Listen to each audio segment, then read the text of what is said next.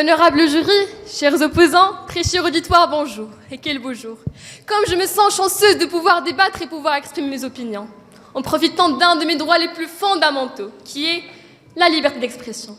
La liberté de partager mes pensées les plus vagues, les plus personnelles, les plus drôles, les plus bizarres, les plus pertinentes, comme les plus futiles.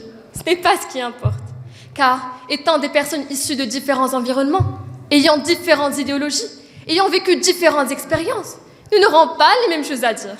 Alors l'importance de ma liberté d'expression et sa légitimité ne réside pas dans le contenu de mes paroles, mais dans le simple fait que je suis totalement libre d'exprimer ma pensée, absolument libre de dévoiler mes idées, sans me sentir oppressée ou m'abstenir d'en dévoiler plus. Car ça reste ma façon de voir les choses analysées. Et je suis née avec une liberté de pensée absolue. Pourquoi devrais-je alors en limiter le partage? Attendez, laissez-moi deviner. Parce que ce n'est pas vrai? Insinuez-vous que ce que vous dites est la seule vérité? Car, excusez-moi, mais tant qu'il n'y a pas de vérité absolue dans ce bas monde, je juge que la liberté d'expression doit être absolue. Et comme l'a si bien dit John Stuart Mill, et je cite, « Refuser d'entendre une opinion sous prétexte qu'ils sont sûrs de sa fausseté, c'est présumer que leur certitude est la certitude absolue. » Fin de citation. Ce qui est totalement absurde. Car la seule chose dont nous pouvons être sûrs est à quel point nous ne pouvons être sûrs de rien. Ou ce n'est pas cela? Est-ce alors parce que c'est choquant que vous me reniez cette liberté? La dernière fois que j'ai vérifié, nous sommes loin de vivre dans un conte de fées, alors bienvenue dans un monde de brutes. Ou alors, est-ce que c'est parce que c'est contre la loi ou les systèmes politiques actuels? Et si ce dernier ne convenait plus? Dans ce cas, cette limitation n'est-elle pas uniquement en rapport avec la possession du pouvoir? Ou finalement parce que c'est immoral et irrespectueux? Alors là, je vous dirais clairement que le fait que je dévoile ma pensée ou que je choisisse de la garder contre mon gré pour suivre les normes imposées ne changera rien à la personne que je suis intérieurement, ni à ma moralité. Dès lors, il vaut mieux que vous sachiez à qui vous avez réellement affaire et que vous soyez apte de limiter les dégâts en prenant conscience de mes arrière-pensées que de me faire taire sur le coup et de m'arrêter. Dans ce cas, je chercherai d'autres moyens pour projeter ma haine, que ce soit anonymement sur les réseaux sociaux ou encore pire, en passant à des actes moins pacifiques. Ce qui prouve que votre censure risque d'engendrer des conséquences encore plus désastreuses. Et là, permettez-moi de faire appel à l'histoire, car elle est de mon côté. En Allemagne, en 1920, quand le nazisme venait tout juste d'apparaître, que s'est-il passé? Bien évidemment, les nazis étaient punis et constamment arrêtés pour leurs idées, qu'ils n'avaient pas le droit d'exprimer, jusqu'à ce qu'ils soient victimisés par le public qui s'est beaucoup plus intéressé à leur idéologie après la crise de 1929. Étant donné que c'était des victimes auxquelles on avait ôté la voix, et résultat, il est historique. Le mouvement a pris encore plus d'ampleur, car les nazis voulaient se venger et propager leur vision interdite, tant qu'ils ont développé une propagande de résistance pour accéder au pouvoir. Alors, quand on a censuré les nazis, on leur a donné l'occasion de prendre le pouvoir. C'est ce que l'histoire nous apprend. N'est-ce pas contradictoire avec vos bonnes et nos mauvaises intentions? Car croyez-moi, c'est facile de nous faire passer pour les méchants et les vilains de l'histoire, sous prétexte qu'on incite à la violence ou qu'on la protège. Alors qu'on est simplement en train de militer pour votre droit qui ne peut être complet sans être absolu, ni contrôlé, ni limité, ni censuré. Et cela ne signifie en aucun cas promouvoir ou glorifier tout ce qui est exprimé, mais simplement permettre son expression. C'est pourquoi je vous demande de nous prêter oreille attentive, car nous sommes déterminés à faire valoir nos arguments, notre position, qui coïncide aussi bien avec notre propre conviction qu'avec vos droits les plus impérieux. Merci.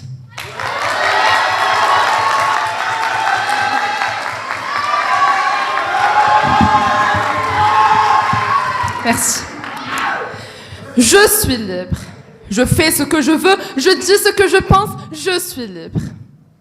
L'être humain, par nature, est enclin à croire qu'être libre, c'est d'agir à sa guise. Qu'être libre consiste à faire ce que l'on veut au moment et de la manière que l'on désire. Qu'être libre permet à l'individu d'exercer et d'exprimer librement son jugement sans avoir à subir une contrainte extérieure. Néanmoins, détenons-nous réellement ce droit divin? Peut-on vraiment faire ce que l'on veut en toute impunité? Mesdames et messieurs, l'heure est venue, je vous explique avec lumière et clarté le monde qui vous entoure. Il est indéniable que chaque nouveau-né, chaque enfant ayant la capacité de penser, de réfléchir, détient un rêve. Il grandit avec l'extrême volonté de le réaliser. Mais c'est là que les méthodes de réalisation et les écoles de pensée diffèrent d'une personne à une autre. Je m'explique. Une personne sur deux adopte la mentalité du libre arbitre et de la liberté absolue. Cette catégorie a pour unique conviction que l'homme est né libre, détient la capacité de faire et d'exprimer tout ce dont lui semble, en toute impunité, sans remords et sans avoir à se soucier de ce que l'autre peut éventuellement ressentir. Si ce n'est du pur égoïsme, je vous prie, dites-moi ce que c'est. Vient alors la deuxième catégorie, que je juge plus humaine, et qui adopte la devise suivante. Les hommes naissent libres et demeurent égaux en droit. On peut apercevoir alors que ces personnes-là ont une conscience totale du bien et du mal, de ce qui est bon et mauvais, et savent employer efficacement leur liberté de penser. Vous savez, depuis toute petite, à chaque fois que je me projetais dans le futur, je voyais cette femme indépendante. Cette femme consciente, confiante, capable de s'exprimer intelligemment, mais surtout, respectueusement. Et comme on dit souvent, rêvons nos vies, vivons nos rêves. Aujourd'hui, Dieu merci, je suis encore une fille et je suis en train de réaliser mon rêve. Aujourd'hui, j'ai l'opportunité de me tenir derrière ce pupitre et d'exprimer mon point de vue lors de la 12e édition des Grands Débats El Araki. Oui, aujourd'hui, je détiens cette liberté d'expression. Mais attention, ne vous réjouissez pas trop. Cette liberté ne peut en aucun cas être absolue. Oui, en ce moment même, ma liberté est limitée. Ma liberté est soumise à des lois que je me dois de respecter en tant qu'élève dans un établissement purement éducatif. Grâce à mon éducation, je ne me vois guère en train de proférer des propos sexistes, racistes, homophobes, incitant à la haine, pour la bonne et simple raison que personne, et je dis bien personne, ne mérite d'être traité de la sorte, quelles que soient ses convictions, sa religion, son orientation sexuelle ou alors sa couleur de peau. Même si ce n'est que pour rire, car oui, on ne rigole pas de tout avec tout le monde. Mais malheureusement, les dessinateurs de caricatures semblent ne pas être du même avis. Mais bon, on reviendra plus tard sur ce point. Vous savez, chère Assemblée, nous vivons dans une société où la liberté d'expression est étroitement liée avec la question du vivre ensemble, et par conséquent, celle de la démocratie. Cette démocratie qui a pour rôle primordial d'assurer la protection du citoyen. Il ne faut pas que la liberté d'un homme pose problème à celle d'un autre. Tous ces propos qui ne font que déclencher et engendrer le mal-être d'autrui doivent être éradiqués. Et d'après l'article 4 de la Déclaration des droits de l'homme et du citoyen, 1789, et je cite, « La liberté consiste à pouvoir faire tout ce qui ne nuit pas à autrui. » D'une autre façon, je peux vous garantir qu'une liberté d'expression limitée permet à l'individu de penser avant de tout exploser.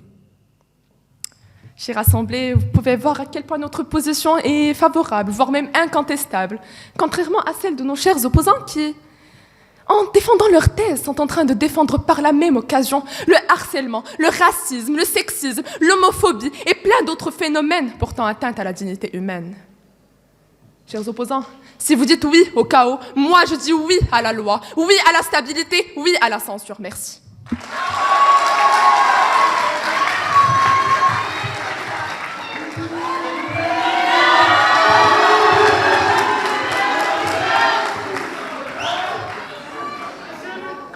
Aya, tu vas me permettre de te faire deux petites rectifications. Premièrement, nous disons que nous sommes libres de nous exprimer totalement, pas d'agir totalement, librement. Fais la différence. Secondo, ce qui est plus égoïste, c'est de priver l'autre d'affirmer ses convictions parce que vous n'êtes pas d'accord avec lui. Il y a 4 millions d'années, je suis apparue sur Terre. Au début, j'ai vécu dans les cavernes, j'ai vu le feu et j'ai crié de surprise. Puis j'ai commencé à dessiner les scènes de ma vie quotidienne sur les parois de mon chez-moi. J'ai grandi encore et j'ai appris à parler, puis à écrire. Mon univers intérieur s'est développé et j'ai alors créé l'art, la musique, le théâtre, le chant, la poésie, l'écriture. Rien n'a jamais pu m'arrêter. J'ai toujours eu ce besoin de partager toutes les pensées, idées et sentiments qui se bousculent constamment en moi. Ça a toujours été mon besoin le plus primitif, le plus viscéral, bien avant le besoin de me reproduire, de dormir ou de m'alimenter. La preuve ? Quel est le premier acte que j'ai accompli à ma venue en ce monde ? Un cri. Quand je suis née, j'ai crié. Quand je suis née, je me suis exprimée.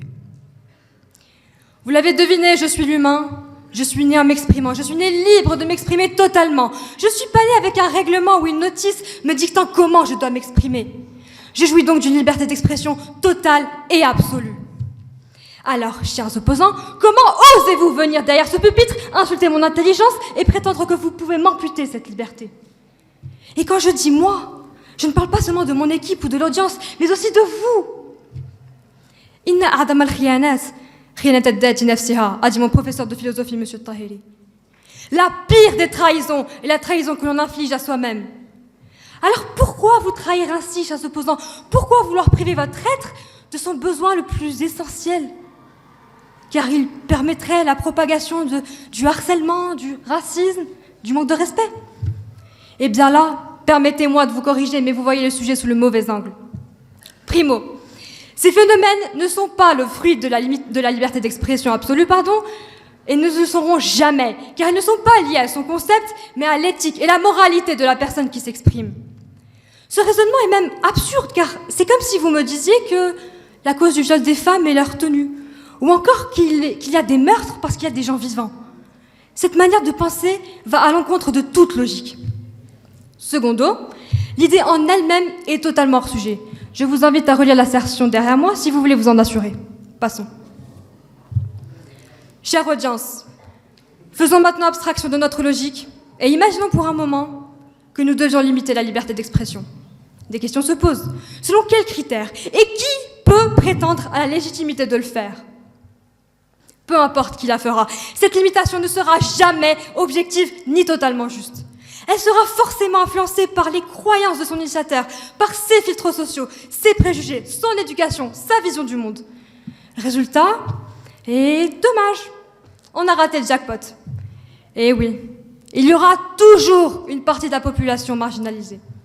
Ce qui revient à admettre, malheureusement pour vous, chers opposants, qu'en plus d'être contradictoire et dangereuse, la limitation de la liberté d'expression est inefficace. Mes chères audiences, réveillons-nous. Nous vivons dans un monde où nous sommes opprimés. La société nous répète tous les jours, dès notre naissance, la même rengaine, encore et encore. Sois normal, rentre dans le moule, sois comme les autres. Vis ta vie, mais attention, il ne faut pas qu'elle soit différente de celle des autres. Ne fais pas ci, ne fais pas ça, ne dis pas ci, ne dis pas ça. Et surtout, surtout, répète après moi, je suis libre de m'exprimer. Car après tout, tout va pour le mieux dans le meilleur des mondes, n'est-ce pas?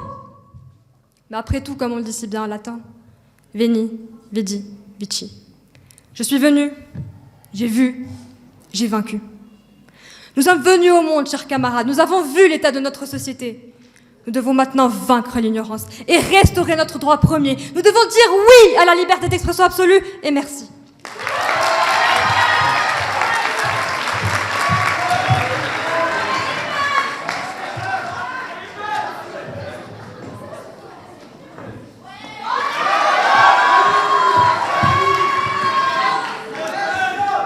Chère Assemblée, chers opposants, bonjour. Nous voyons le problème du même œil, car quand on est dans la même occasion en train d'agir face à un phénomène, faisons un petit rappel de la question qui se pose aujourd'hui. La liberté d'expression doit-elle être absolue? Je ne saurais vous dire à quel point j'ai été satisfaite de ce sujet. Premièrement, parce que ça nous touche tous autant que citoyens. Et mes proches savent à quel point j'adore m'exprimer dans ce genre de thème. Et deuxièmement, parce que la réponse à cette question est aussi claire que l'eau de roche. Dès la première lecture, un mot nous saute à l'œil. Vous l'avez remarqué, cher auditoire, notre débat du jour repose sur le mot « absolu », qui signifie bien entendu « sans limite » et qui ne comporte aucune restriction ni réserve. Mais alors, chers gens, pensez-vous vraiment qu'une liberté, notamment celle d'expression, peut être sans limite? Voyons, vous n'êtes surtout pas sans conscience pour plaider en faveur d'une telle idée. Dans son introduction, ma camarade a cité un phénomène qui a franchi un pas géant dans notre société, comme dans d'autres partout dans le monde. Oui, messieurs, dames, il s'agit de l'homophobie. Ce phénomène tant répandu qui désigne des manifestations de mépris, de rejet et de haine envers des personnes ayant des orientations sexuelles au-delà de la normale. Et tout ça sous prétexte de la liberté d'expression? Mais quelle horreur! Nous sommes au XXIe siècle et il existe encore des personnes agissant avec une inconscience totale, toujours prêts à critiquer et à dévaloriser autrui. Vous savez, pendant que je surfais sur les pages de mon Instagram, un témoignage précis sur l'homosexualité me toucha au plus profond de mon être. Il s'agit d'une jeune fille qui a pris conscience de son homosexualité et l'a gardé ça au fond d'elle comme un secret. Un secret qui la torture et la consume de jour en jour. Le jour où elle a pris son courage à deux mains et le jour où tout a basculé. Elle a été rejetée, critiquée, submergée par la honte. Elle a été poussée au suicide. Son cas, malheureusement, n'est pas isolé. La question qui se pose alors, et ces gens-là qui s'amusent à critiquer, à juger les autres, ont-ils le droit de le faire au nom de la liberté d'expression? Encouragez-vous alors ces conséquences qui peuvent aller de la simple mise à l'écart, de l'abandon, jusqu'à des formes plus explicites telles que le harcèlement ou alors le suicide? Cela dépasse de loin la liberté d'expression et devient de la méchanceté gratuite. T'as quoi à me regarder là, toi, sale arabe? Non mais toi, t'es noir. Personne d'entre nous, messieurs, dames, ici présents dans cette salle, ne tolère ce genre de paroles au nom de la liberté d'expression, je présume. Alors croyez-moi, le racisme, ça commence par des mots et ça finit par des crachats, des coups et du sang. Êtes-vous rassasiés? Je vois que pas encore. Que diriez-vous alors des manifestations risquant de troubler l'ordre public? Cette liberté de manifester qui doit être encadrée par la loi afin d'organiser la vie publique et d'éviter que des groupes entrent en conflit et provoquent de la violence. La limitation au droit de manifester n'est-elle pas typique des régimes autoritaires? La vocation du trouble à l'ordre public ne sert-il pas à étouffer la contestation? Êtes-vous alors pour ces fausses accusations qui portent atteinte à la personne, de la propager des rumeurs pouvant nuire à l'individu? Voyons voir, vous valez mieux que ça quand même. Ou alors, traiter une fille d'escort girl ou de prostituée, pour vous c'est normal? Elle est féministe. Tâchez de me répondre dans votre prochain passage. Sur ce, je vous dis.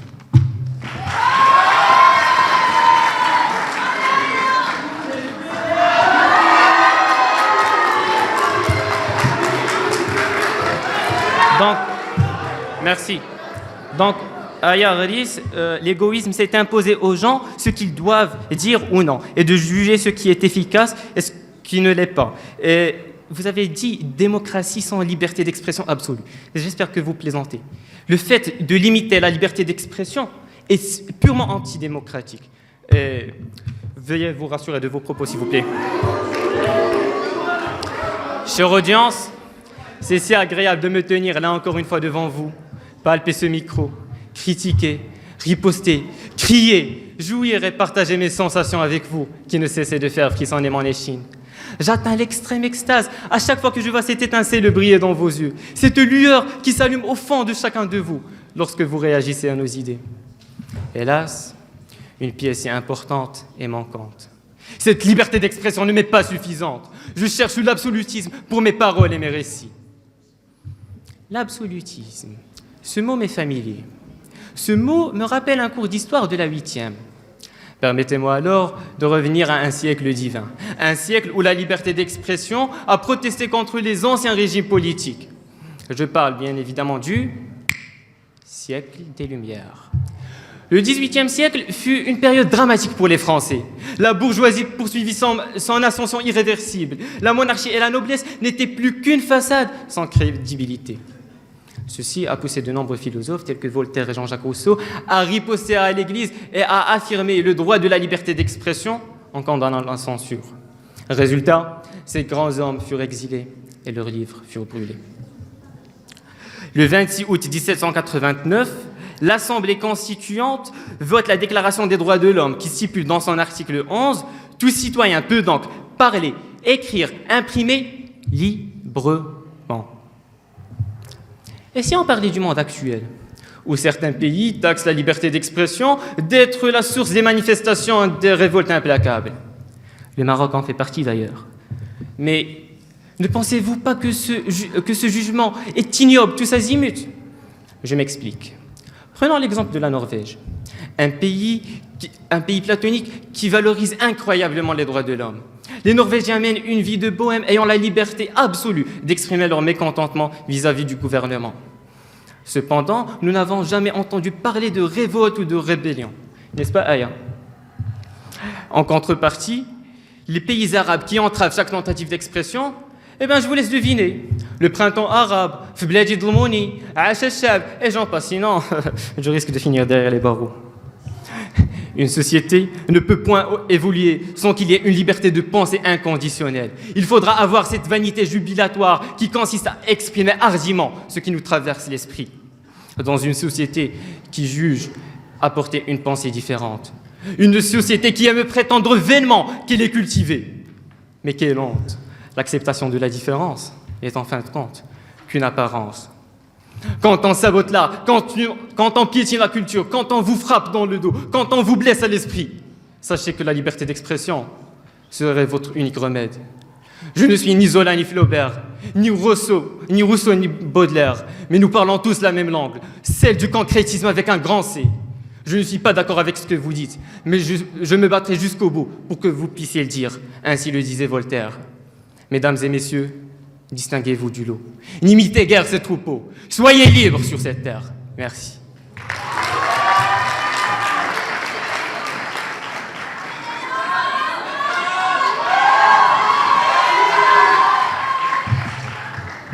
J'aimerais bien vous clarifier un point.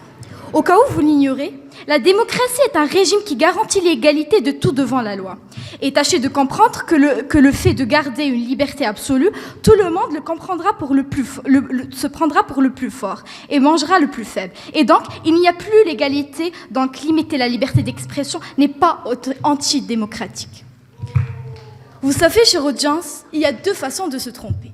L'une est de croire ce qui n'est pas, et l'autre est de refuser de croire ce qui est. Et là, je reposant, je vois que c'est exactement votre cas. Vous êtes tellement entêté pour voir la réalité en face, tellement aveuglé par votre propre personne, que vous négligez les conséquences néfastes de cette liberté que vous défendez tant. Aujourd'hui, je suis là pour vous ramener à la réalité. Je suis là pour vous démontrer que limiter la liberté d'expression est de loin la solution la plus logique pour préserver un environnement sain et sauf. Dans le cas contraire, préparez-vous à vivre dans un monde chaotique où les gros poissons mangent les petits, les plus forts dominent les plus faibles, causant ainsi la fin tragique et prématurée de toute l'humanité. Maintenant, passons à autre chose. Pour les amateurs de l'actualité, j'estime que vous avez déjà entendu parler des 3 rappeurs marocains ayant publié une chanson en dialecte marocain à Chachal. Je vous rafraîchis la mémoire. Un titre, messieurs, dames, reprend des slogans scandés dans les stades, dénonçant le désespoir de la jeunesse avec des paroles, comment dirais-je, haineuses, vulgaires, attaquant directement Sa Majesté le Roi d'une façon que je juge la moins civilisée au monde. Un roi dont le rôle primordial est d'instaurer un système de respect et de garantir la stabilité du pays. Tout ceci pour le titre de la liberté d'expression? Mais où est le respect? Où va le monde? Chers opposants, si vous admettez ce genre d'insolence, que personne ne vienne réclamer la défense de la sécurité nationale. Maintenant, assez parlé de la liberté d'expression en général, et passons à l'une de ses formes les plus importantes qui n'est qu'autre que la liberté de la presse. Entre Charlie Hebdo, Éric Zemmour et Croissant, une nouvelle polémique s'est déclenchée, celle du blasphème. Il est impossible de parler des limites de la liberté d'expression, de la liberté de la presse, sans évoquer les attaques de Charlie Hebdo en 2015. Vous vous rappelez, je présume. Toutes ces caricatures ayant porté atteinte au prophète Mohammed et heurté la sensibilité des croyants musulmans, c'est ça le blasphème. Une parole qui offense la divinité, la croyance et tout ce qui est sacré. Résultat, un bon nombre de blessés et de morts. Mais cela, chers opposants, ça vous importe peu. Ce Charlie Hebdo ayant publié pas mal de photos de Jésus et attaquant par la même occasion l'ensemble des chrétiens, doivent être éradiqués. Toutes ces caricatures pourront déclencher une certaine haine, une certaine violence, doivent être bannies. Et là, je reviens sur les paroles de ma camarade. Quelles que soient les convictions ou les religions d'autrui, il est obligatoire et indispensable de faire preuve d'estime et de respect. Il est vrai que la caricature est un portrait peint, relevant de la satire et destiné à faire rire un public, mais il y a des limites à ne pas franchir. Telle est la règle de la nature. Rien ne peut fonctionner sans modération. Sans modération, Il n'y a ni raison, ni sagesse, et par conséquent, point de vertu. Et pour conclure en beauté, je dis non à la liberté absolue. Merci.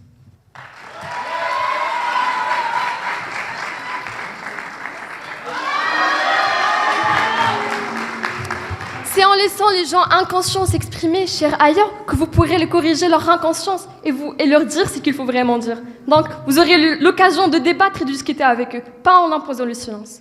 Aussi, la démocratie ne peut même pas exister sans liberté d'expression absolue.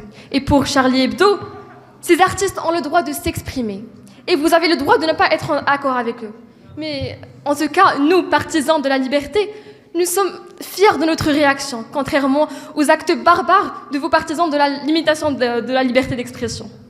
Et sinon, chère Assemblée, ce que j'ai pu constater depuis le début du débat est que les arguments de nos opposants sont généralement basés sur leurs sentiments et le degré d'attente ou d'offense vis-à-vis de ce qui est exprimé, alors que ce point s'accorde en parfaite harmonie avec notre thèse. Laissez-moi m'expliquer. Il y a 2000 ans, Mary Shelley a été bannie d'Oxford pour avoir osé dire qu'elle ne croyait pas en Dieu, sous prétexte que c'était très offensif. Il y a plus de 1000 ans, Mansour al-Hallaj a été exécuté pour avoir fait une interprétation rationnelle du Coran. Au XVIIe siècle, Copernic a profondément outré les chrétiens en osant renier le géocentrisme. Non mais quel outrage! Et devinez quoi? Sa théorie a permis à l'humanité de révolutionner ses recherches scientifiques et d'arriver au développement qu'elle connaît aujourd'hui. Il y a 64 ans, Rosa Parks, un petit bout de femme à l'allure effacée, a été poursuivie en justice pour avoir eu la bravoure de dire non à la ségrégation raciale aux États-Unis d'Amérique. Aujourd'hui, sa statue trône au Capitole parmi celles des présidents américains. Ainsi, le fond, c'est subjectif. Ce qui est offensif pour vous ou vous peut ne pas l'être pour moi. Dans ce cas, qui légitimer et permettre et qui proscrire et censurer? Et tant qu'on y est, si nous suivons votre logique et quand vous avez parlé d'homophobie, nous dirons que les homosexuels peuvent facilement se sentir offensés par la position des religions à leur égard et les considérer comme incitatives à la haine. Puisqu'ils sont totalement opposés aux pratiques de leur orientation sexuelle. Et est-ce que là veut dire qu'on devrait bannir l'une ou l'autre partie? Bien évidemment, non. Alors, chers camarades, pour ma part, je vous consens volontiers tous les droits, sauf celui de renier le droit à la contestation. Oui, je dis bien contestation. Car ce sont ces anticonformistes, ces insoumis, ces rebelles que vous appellerez fauteurs de troubles et têtes brûlées qui nous ont ouvert la voie vers un aujourd'hui plus éclairé et plus prometteur que celui d'hier. Voyez-vous, la contestation est essentielle. C'est le moteur du progrès. Et c'est historiquement prouvé. L'histoire nous permet de vivre le présent. L'histoire nous révèle que nous avons terriblement besoin de liberté d'expression absolue. C'est pour cela, honorable Assemblée, que nous sommes contre le censorship. Laissons l'individu parler, s'exprimer, dessiner et partager ses visions du monde. Et quand bien même vous êtes en désaccord avec lui, écoutez-le jusqu'au bout. Et alors, exprimez votre opposition en donnant des arguments qui pourraient le convaincre du bien fondé de vos thèses. Car ce n'est pas en imposant le silence que vous obtiendrez leur évaporation miraculeuse, en parlant des idées nuisibles ou malsaines que connaît le monde. Car rien ne vaut la discussion et l'échange. Mesdames et messieurs, soyons ouverts d'esprit. Acceptons la différence et l'honnêteté en toutes ses formes. Forgeons nos personnalités en nous posant les bonnes questions. Développons notre esprit critique. Et ne prenons pas toute remarque comme une offense. Et ne consommons pas aveuglément tout ce qu'on nous propose. Et vous, chers opposants, rejoignez-nous au nom du bon sens et de la... Rejoignez-nous au nom du bon sens et de la raison. Et militez. Militez pour votre liberté d'expression absolue. Merci.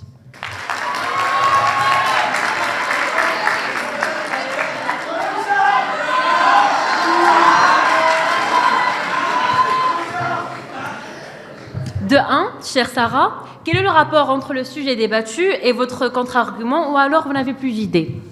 Et de 2, monsieur Azmieri, veuillez corriger vos informations. Voilà la vraie version de la citation. Tout citoyen peut donc parler, écrire, imprimer librement, sauf à répandre de l'abus de cette liberté dans les cas déterminés par la loi. Merci. Bref.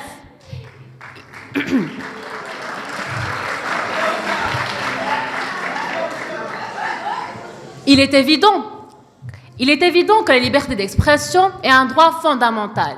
Mais, comme chaque droit, il y a des limites à ne pas dépasser. Et détrompez-vous, chers messieurs, dames, cette limite est Et détrompez-vous, messieurs, dames, cette limite est au bien commun des citoyens, non pas à leur défaveur, parce qu'elle le protège de tous les propos haineux et discriminateurs et leur permet d'échanger leurs avis et leurs points de vue tout en se respectant, afin d'éviter les guerres et les conflits. Ce qui n'est pas du tout le cas pour la liberté d'expression absolue, qui donne aux citoyens une opportunité au nord d'abuser de leur liberté et de nuire aux autres, sous prétexte qu'ils en ont tous les droits. Et donc, chers opposants, vous faites de la liberté d'expression une valeur absolue et vous oubliez complètement les autres valeurs comme la liberté, la droiture et la bonté qui sont aussi importants et fondamentaux dans la société. Et la preuve de cet oubli, c'est les réseaux sociaux. Une plateforme qui permet aux gens de s'exprimer librement et totalement grâce à l'anonymat. Et ils l'utilisent pour insulter et harceler les autres juste parce qu'ils sont différents, soit du côté physique, soit du côté originaire.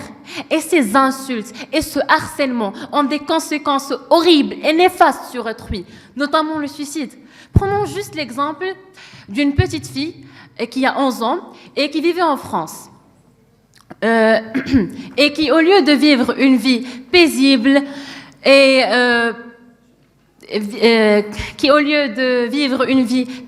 insouciante, s'est suicidée pour échapper à ses intimidateurs. Et pour mieux vous assimiler les choses, vous connaissez tous la série 13 Reasons Why. Et dont les événements ont été basés sur une histoire réelle qui parle d'une jeune fille lycéenne qui s'est fait harceler et intimider par ses camarades, et ce qui a mené à la fin à son suicide. Et en dehors de tout ce qui est cinéma et exemple, sachez juste que plus de 700 000 élèves sont victimes de harcèlement chaque année, et ça seulement en France, et dont le 1/3 ont déjà pensé au suicide. Et tout ça parce que les gens pensent qu'ils ont le droit de s'exprimer sans prendre guère en considération les sentiments des autres. C'est ce que d'ailleurs a bien dit et a bien précisé François Heuguenin dans sa citation. Et je cite, « Et si je ne publiais que ce que je serais capable de dire à une personne que je rencontrerai en face à face ? Derrière la plume, il est facile d'oublier que l'on s'adresse à une personne vivante qui a des sentiments. » Certes, cette citation date de plusieurs années, mais le problème est toujours d'actualité et reste toujours le même. Quel que soit l'outil qu'on utilise pour insulter et exprimer nos sentiments, il ne faut jamais dépasser les barrières, car on vit au sein d'une communauté, au sein d'une société, où on ne peut pas vivre en paix, en harmonie, sans respect. Merci.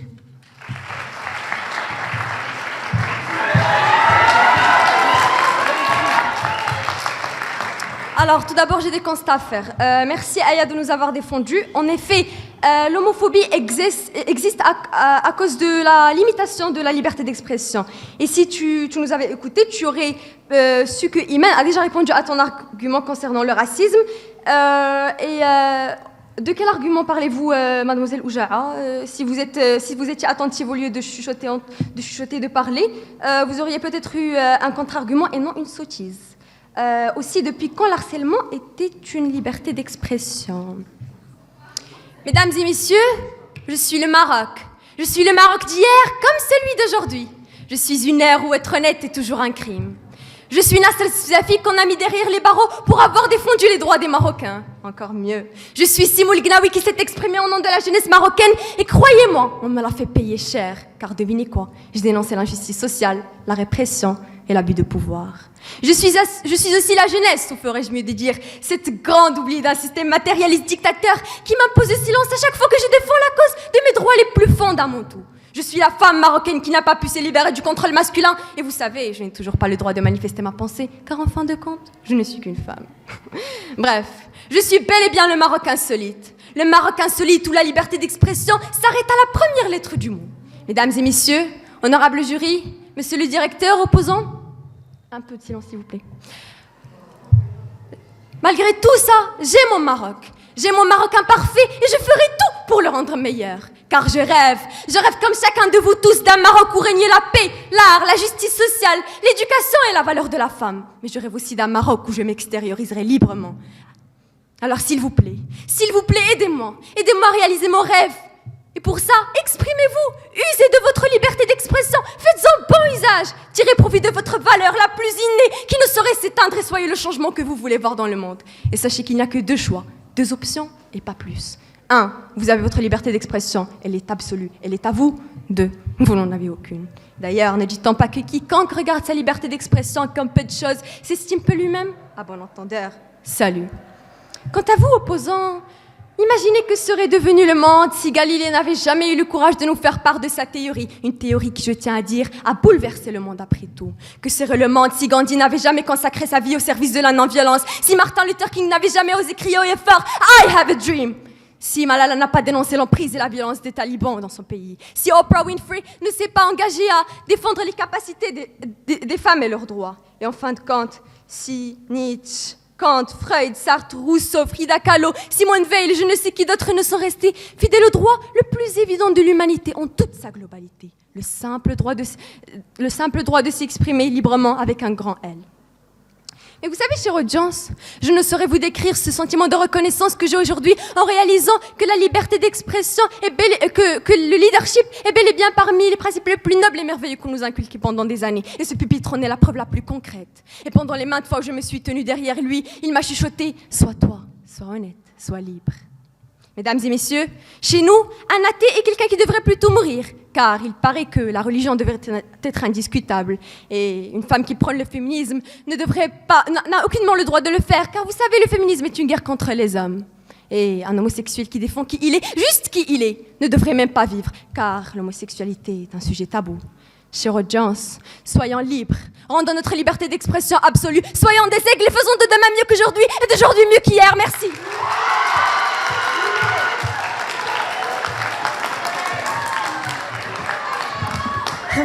L'ignorance est la nuit de l'esprit, et cette nuit n'a ni lune ni étoile.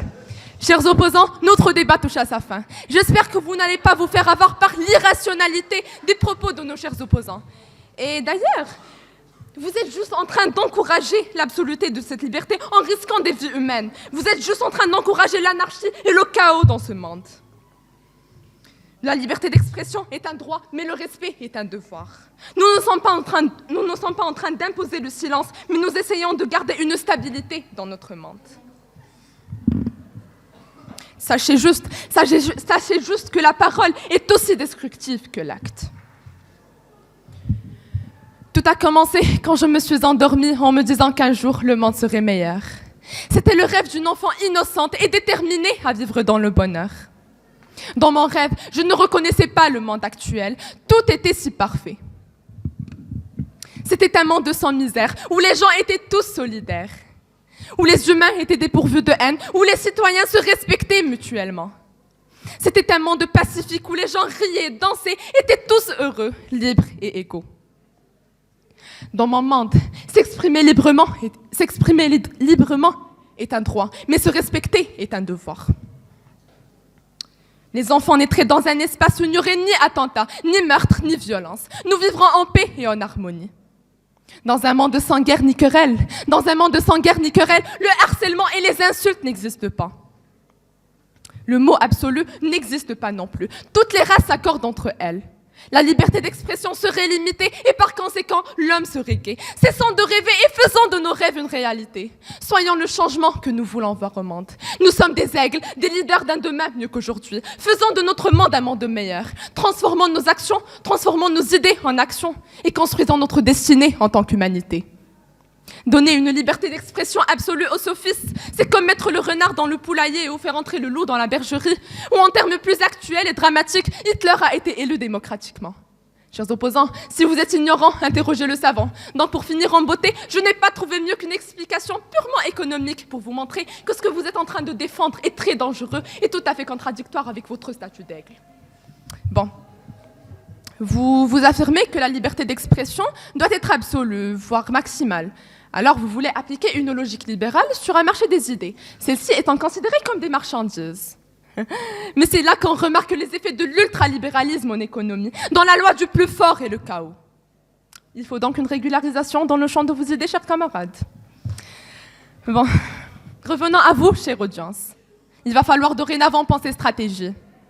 Pas besoin d'être égoïste, hypocrite ou agressif. Nous nous exprimons, nous disons cette vérité. Mais cette vérité, nous l'enrobons d'une façon à ce qu'elle soit bonne à entendre. Excusez-moi de vous dire, mais nous agissons avec maturité et intelligence. Bannissons cette haine et accueillons l'amour. Bannissons cette haine et accueillons l'amour. Soyons contre la liberté d'expression absolue et soyons pour l'éducation. Montrons aux autres que notre génération est prête à... Montrons au monde que notre génération est prête à remplacer les mauvaises habitudes par les bonnes attitudes. Montrons au monde que le mot citoyenneté est notre pilier. Donc pour répondre à votre question, non, le mot absolu ne peut donc exister. Merci.